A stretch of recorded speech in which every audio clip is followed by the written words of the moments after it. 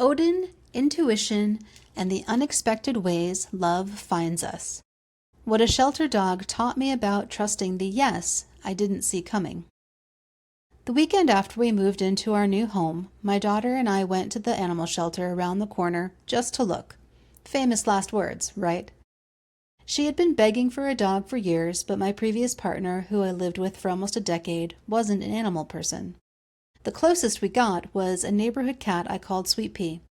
She started showing up in the spring after I'd spoken aloud that I wanted to make friends with a community cat. Perhaps I manifested her. Sweet Pea would come inside through the sliding glass door, curl up in my lap while I worked, and sit with me for hours. I only fed her the occasional nibble of lunch, but still she returned again and again. When we moved 4 hours away, the thought of asking her owner if she could come with us crossed my mind, but I didn't. So there we were, in a new house with a big fenced yard, me working from home and my daughter ready for a furry companion. All the conditions were ideal. As we walked past the rows of barking, leaping dogs, I was still in my maybe someday mindset.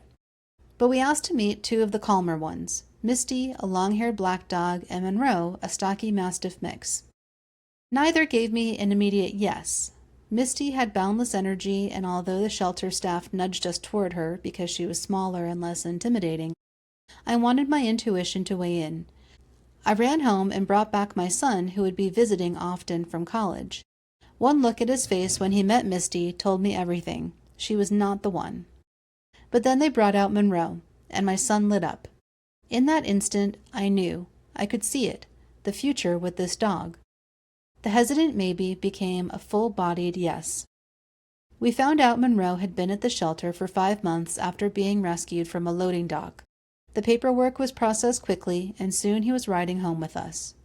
Somehow, we just knew Monroe wasn't his name. This 75-pound hunk of loyalty and snuggles became Odin, with Monroe as his middle name, only used when he chews my shoe out of spite or tears into an Amazon box he thinks is his. Since then, there's been zero regret. Odin and I walk off-leash every day and spend hours at the dog park. He finds the rowdy dogs to wrestle with, while I observe canine personalities like a joyful anthropologist.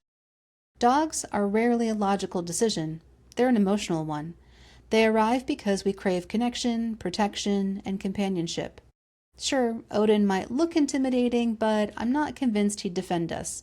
He barely opens an eye when we walk through the door. I don't think every animal comes into our lives by way of intuition. When my son was a baby, his dad and I impulsively got a cockapoo off Craigslist. We thought it would be cute for them to grow up together. I wasn't tuned into my intuition then. I was overwhelmed, and she became yet another obligation. I didn't have the capacity to meet her needs, and the relationship reflected it. That contrast feels important.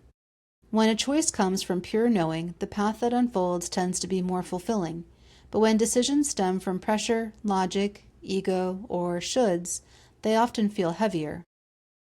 In ancient times, Artemis, the Greek goddess of the wild, was said to walk the forest with her hounds, fiercely protective of both animals and women.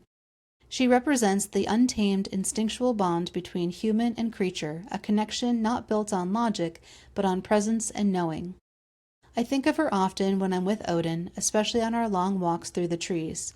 There's something primal, ancient even, in the way he listens to the world.